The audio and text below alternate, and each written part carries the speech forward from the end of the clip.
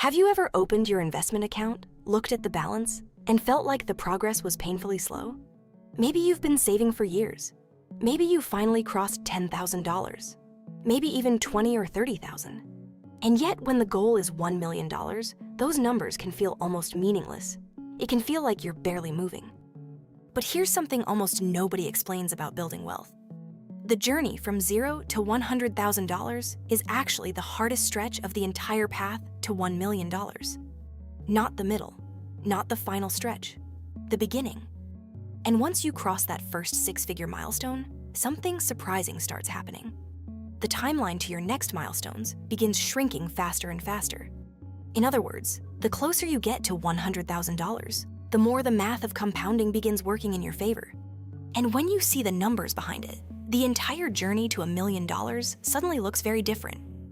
Because most people assume wealth grows in a straight line. If the goal is $1 million and you have $10,000 saved, you assume you're about 1% of the way there. Add another $10,000 and you're 2% closer.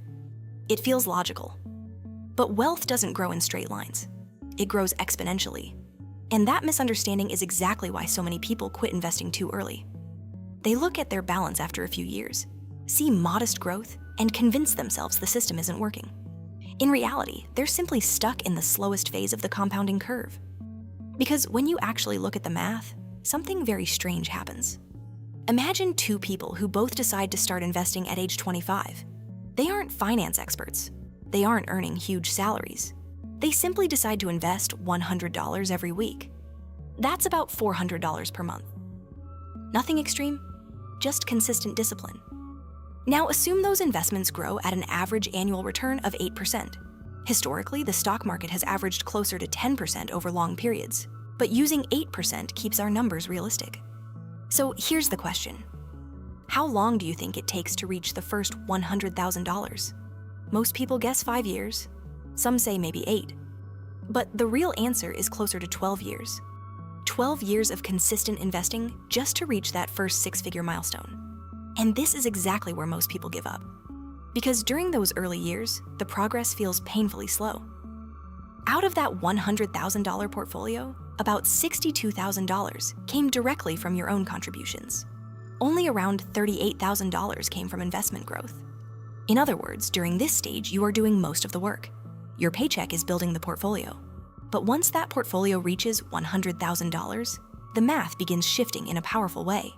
Because now your money starts working alongside your contributions. Instead of another 12 years to reach $200,000, it takes roughly 6. Half the time. The same weekly investment, the same return. But now the compounding engine has enough fuel to begin accelerating. And once you see how the timeline starts compressing, it becomes impossible to ignore. From $0 to $100,000 might take 12 years, but the jump from $100,000 to $200,000 only takes about 6. From $200,000 to $400,000 happens even faster. And eventually, the portfolio begins doubling in shorter and shorter time periods. This is the moment where exponential growth starts to reveal itself. But here's the part that surprises almost everyone. By the time your portfolio reaches $200,000, something remarkable has happened. You personally contributed around $94,000. The other $106,000 came entirely from investment growth.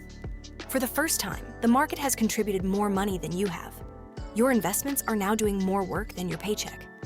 And mathematically speaking, you are already halfway to $1 million. Not 20%, not 1/4, halfway. That's the strange reality of exponential growth. The early stages feel slow and discouraging. But once the numbers get larger, the momentum becomes impossible to ignore, and it only accelerates from there. But the most surprising part of this entire story hasn't happened yet. Continue making that same $100 weekly investment, and eventually the portfolio crosses the $1 million mark. But here is what makes that milestone so fascinating. Out of that entire $1 million portfolio, you personally contributed only about $187,000. That means more than $800,000 came purely from compound growth. Not extra hours worked, not promotions, not side hustles, just time and consistency. And once a portfolio reaches that size, it begins producing real income on its own. At an 8% return, a $1 million portfolio generates roughly $80,000 per year in growth. Think about that for a moment.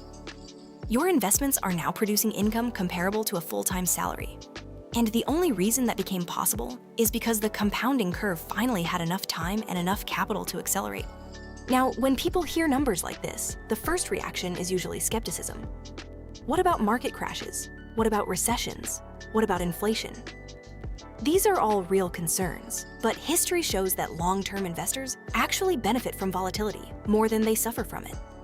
Because when markets fall, your regular contributions buy more shares. And when the market eventually recovers, which it always has over long periods, those extra shares multiply in value.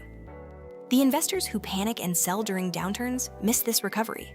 But the investors who keep contributing during uncertainty often accelerate their long-term returns. Consistency beats timing. Almost every time. But there's another part of this story that might matter even more than the math. The psychological shift that happens when someone reaches $100,000. Before that milestone, investing often feels slow and abstract. You contribute money every month, but the balance barely moves. But after $100,000, something changes. Strong market years might add $10,000 to your portfolio. Later, $20,000. Eventually, even more.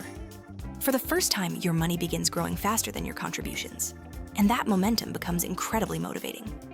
Instead of wondering whether investing works, you start looking for ways to invest even more. This is exactly why Charlie Munger once said, the $100,000. Not just mathematically, psychologically, because it requires patience during the slowest phase of the compounding curve. But once that milestone is reached, the process finally starts working with you instead of against you.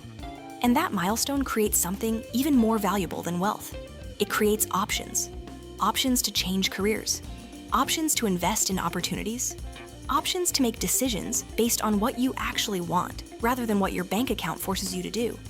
Because wealth is not just about retirement decades from now. It's about control over your time. And the earlier that compounding engine starts running, the faster that control begins to grow. So if you're still early in the journey and the progress feels slow, remember this. The first $100,000 is not just another milestone.